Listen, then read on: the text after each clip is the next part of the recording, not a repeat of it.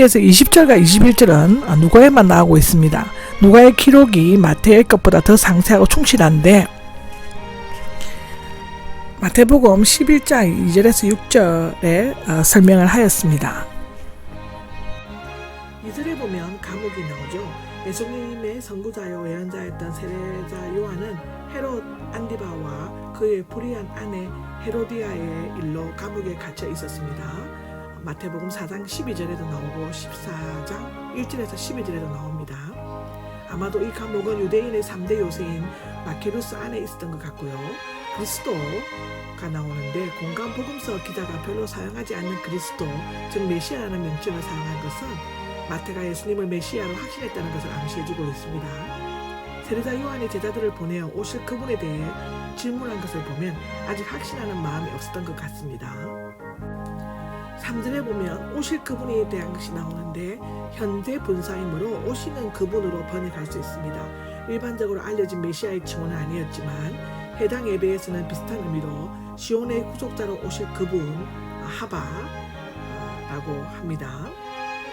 시편 118편 26절에 보면 나옵니다. 초대교회에서는 정신적인 명칭으로 정식적인 명칭으로 사용되었는데 이것 또한 히브리서 10장 37절과 요한계시록 1장 4절에도 나옵니다. 아마도 어떤 계시적 사실을 엄밀하게 나타내는 어법으로 쓰인 것 같은데요. 특히 내가 왔다의 근거가 된 것 같습니다. 이 내가 왔다는 마태복음 9장 13절, 요한복음 10장 10절에 나옵니다. 다른 분을 기다려야 합니까? 라고 합니다. 흔히 옥중생활에 낙심한 요한이 예수님께서 메시아로 악인을 심판하는 일을 하지 않는 것을 보고 확신과 의심 사이로 방황하면서 질문한 것으로 추적되어지는데 마태복음 3장 7절에서 12절에 나옵니다. 그러나 이 구절은 그와 정반대로 해석할 수도 있다고 합니다. 실제로 요한은 예수님이 메시아이심을 확신하고 있었지만 그의 제자들은 아직까지 확신을 갖고 있지 않았기 때문에 직접 가서 물어보고 질문하여 깨닫도록 하기 위해서 보내었을 것이라는 것입니다. 요한복음 1장 29절에 나옵니다. 그 제자들은 일반 유대인처럼 메시아가 그의 포로들, 즉 감옥에 있는 요한까지를 해방시켜줄 수 있을 것으로 기대할 수 있었다고 누가복음 4장 18절, 이사야 61장 1절에도 나옵니다. 기다려야 합니까는 초대교회의 어법으로서 간절히 기다리다, 애타게 찾다의 직설법인데요. 우리가 다른 유형의 지도자를 애타게 찾을까요? 또는 우리가 당신 위에 다른 사람을 기다려야만 하는 것입니까? 의 뜻이라고 합니다. 어떤 의미에서 그리스도께서 하시는 일들은 유대인들이 고대에서 하던 현세적이고 정치적인 메시아에는 상관은 전혀 달랐죠. 그들이 꿈꾸는 강한 메시아는 가난한 자들이나 병든자, 죄인들과 같이 약하고 볼품없는 자들과는 거리가 멀었습니다. 4절에 보면 듣고 보는 것인데요. 요한은 그리스도께서 하신 일들을 전해 듣고 제자들을 보냈지만 이제는 직접 듣고 본 것을 보고 받게 될 것이다 라는 것인데, 예수님께서는 요한이 메시아적인 이적에 대한 이해가 부족한 것을 아시고 이사야의 메시아 예언에 성취된 것을 구체적으로 말씀해 주셨습니다.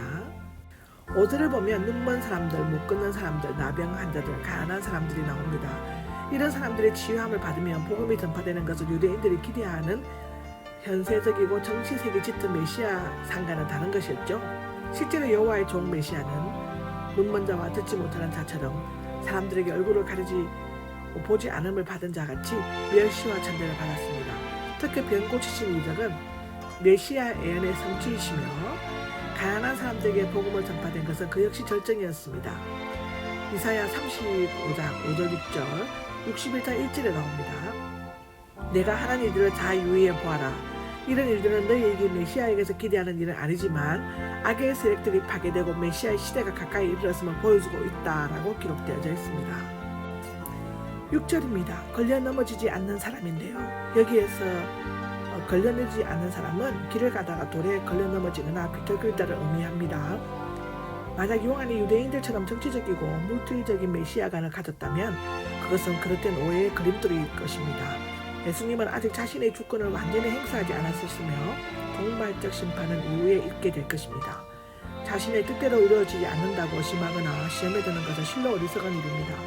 걸려 넘어지게 하는 것으로 여겨졌던 걸림돌은 사실상 교회의 기초가 되는 모퉁이들이었습니다.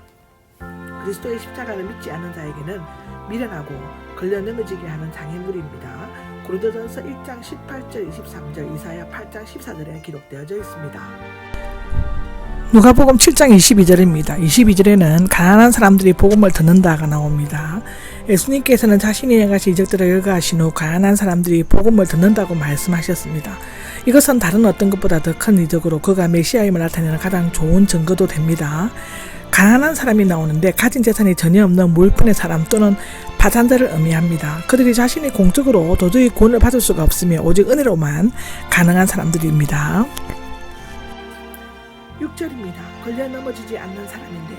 여기에서 걸려 넘어지지 않는 사람은 길을 가다가 돌에 걸려 넘어지거나 비틀거리다를 의미합니다.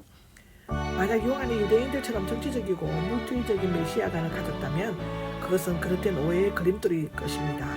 예수님은 아직 자신의 주권을 완전히 행사하지 않았으시며 종말적 심판은 이후에 있게 될 것입니다. 자신의 뜻대로 이루어지지 않는다고 의심하거나 시험에 드는 것은 실로 어리석은 일입니다. 걸려 넘어지게 하는 것으로 여겨졌던 걸림돌은 사실상 교회의 기초가 되는 모퉁이들이었습니다. 그리스도의 십자가를 믿지 않는 자에게는 미련하고 걸려 넘어지게 하는 장애물입니다. 고린도전서 1장 18절 23절, 이사야 8장 14절에 기록되어져 있습니다. 실제로 보면 떠나갔을 때가 나오죠.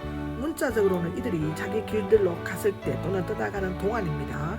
현재 분사 절대 소유격은 예수님의 말씀과 요한의 제자들이 떠나간 것이 거의 동시에 이루어졌음을 나타내고 있습니다.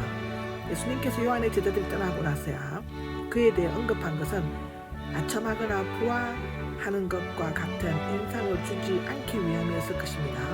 세상 사람들은 먼저 칭찬하고 난 뒤에 비난한다라고 하는데요. 하나님의 진리는 그와 정반대입니다. 보려고가 자세히 관찰하거나 명상하다의 뜻인데 또 이 말은 자주 구경하는 일에도 사용되었습니다. 즉 너희가 무슨 구경을 하려고 강야에 나갔느냐 라고 할 때 나오고, 강야는 옛날에는 하나님의 계시가 강야에서 주어진 것으로 간주되었으며 그 때문에 많은 사람들이 그 일을 보려고 강야에 모인 일이 있었다고 합니다. 현재 이 이야기들은 청중들은 이미 요한에 대해 많은 것을 듣고 알았을 것입니다. 바람에 흔들리는 갈대가 나오는데요. 요한이 활동하는 요단 골짜기에 흔히 볼 수 있었으며 막대기가 청량하는 지팡이, 글 쓰는 펜으로 사용되었습니다. 그런데 갈대는 쉽사리 바람에 흔들리고 꺾이기 때문에 우유부단하고 지조 없는 사람이나 참된 인도자 없이 방황하는 유대민족에게 비유되었는데, 그러나 결코 요한은 연약하게 흔들리거나 쉽게 꺾이는 갈대와 같은 인간은 아니었습니다. 그가 감옥에 갇힌 것을 용감하게 왕의 비윤리적인 결혼, 즉 동생의 아내를 빼앗음을 지적했기 때문이었죠. 그는 앞서 요단강에 몰려온 예루살렘 종교 지도자들을 향해서도 거침없이 독사의 자식들아 하고 외쳤습니다.